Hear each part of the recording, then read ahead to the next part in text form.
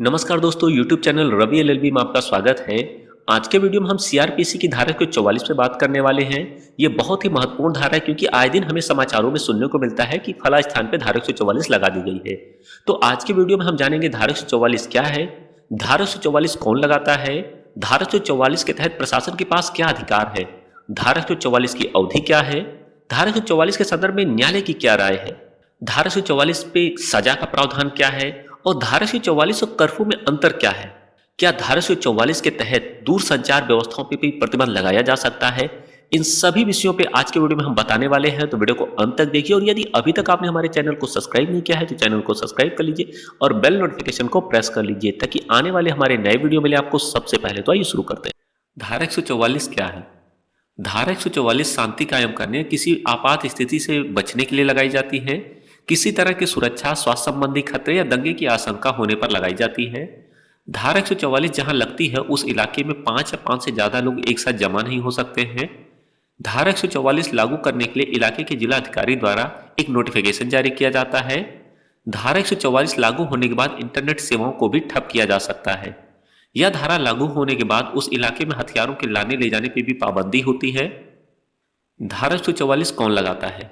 धारा 144 जिला मजिस्ट्रेट, उप विभागीय मजिस्ट्रेट या राज्य सरकार द्वारा किसी कार्यकारी मजिस्ट्रेट को हिंसा या उपद्रव की आशंका और उसे रोकने के संबंधित प्रावधान लागू करने का अधिकार देता है।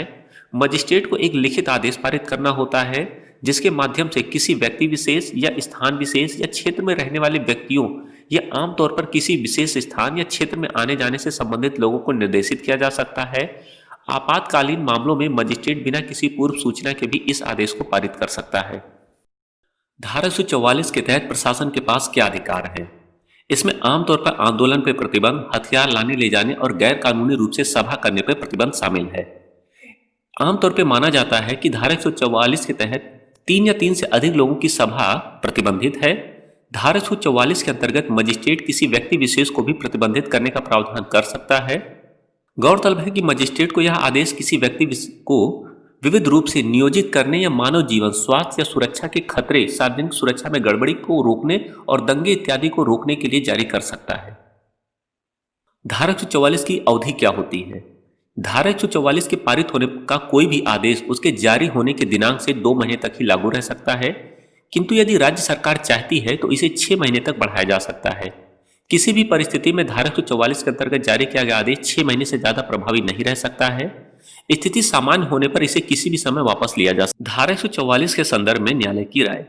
वर्ष 1939 में बंबई उच्च न्यायालय ने कहा कि इसमें कोई संदेह नहीं कि धारा 144 के अंतर्गत मजिस्ट्रेट स्वतंत्रता को बाधित करता है, किंतु उसे यह तभी करना चाहिए जब तथ्य सार्वजनिक सुरक्षा के संदर्भ में ऐसा करने को प्रमाणित करते हों तथा उसे ऐसे प्रतिबंध नहीं लगाने चाहिए जो मामले की आवश्यकता से परे हों।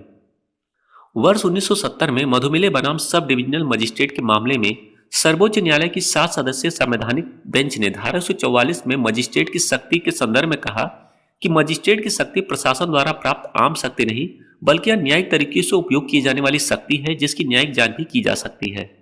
न्यायालय ने कानून की संवैधानिकता को बरकरार रखते हुए कहा कि धारा 144 के अंतर्गत लगे प्रतिबंधों को अभिव्यक्ति की स्वतंत्रता के मौलिक अधिकार का उल्लंघन नहीं माना जा सकता है, क्योंकि यह संविधान के अनुच्छेद 19(2) के तहत उचित प्रतिबंधों के अंतर्गत आता है।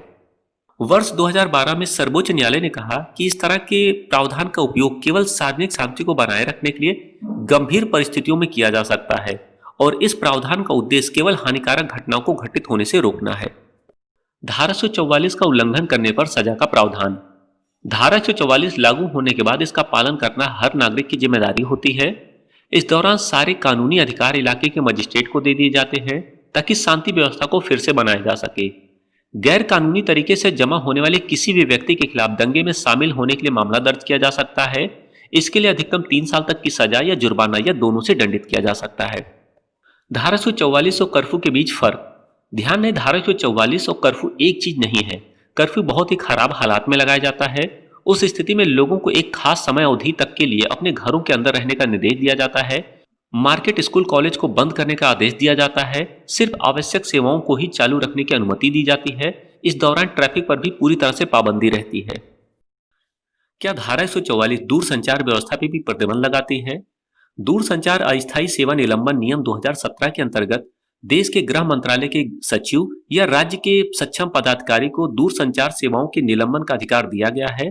यह कानून भारतीय टेलीग्राफ अधिनियम 1885 से शक्ति प्राप्त करता है। भारतीय टेलीग्राफ अधिनियम 1885 की धारा 5(2) के तहत केंद्र एवं राज्य सरकारों को यह अधिकार दिया गया है कि वे लोक संकट या जन सुरक्षा या भारत की संप्रभुता और अखंडता तथा राज्य की सुरक्षा को ध्यान में रखते हुए संदेश सेवाओं को प्रतिबंधित कर सकती हैं। हालांकि भारत में शटडाउन हमेशा सुरक्षा उपायों और प्रक्रियाओं को निर्धारित नियमों के तहत नहीं होते हैं। धारा 144 का इस्तेमाल अक्सर दूरसंचार सेवाओं पर रोक लगाने और इंटरनेट बंद करने के लिए आदेश दिया जाता रहा है। जिला मजिस्ट्रेट सांप्रदायिक तनाव या अन्य कारणों से मोबाइल इंटरनेट केबल सेवाओं और ब्रॉडबैंड को धारा 144 के तहत बंद करा सकता है। उम्मीद है दोस्तों आपको ये हमारा वीडियो पसंद आया होगा। यदि वीडियो पसंद आया तो लाइक करें, शेयर करें और कमेंट करें। और यदि अभी तक आपने हमारे चैनल को सब्सक्राइब नहीं किया है तो चैनल को सब्सक्राइब कर लीजिए और बेल नोटिफिकेशन को प्रेस कर लीजिए ताकि आने वाले हमारे नए वीडियो मिले आपको सबसे पहले। तो मिलते हैं एक नए वीडियो में, तब तक के लिए नमस्कार।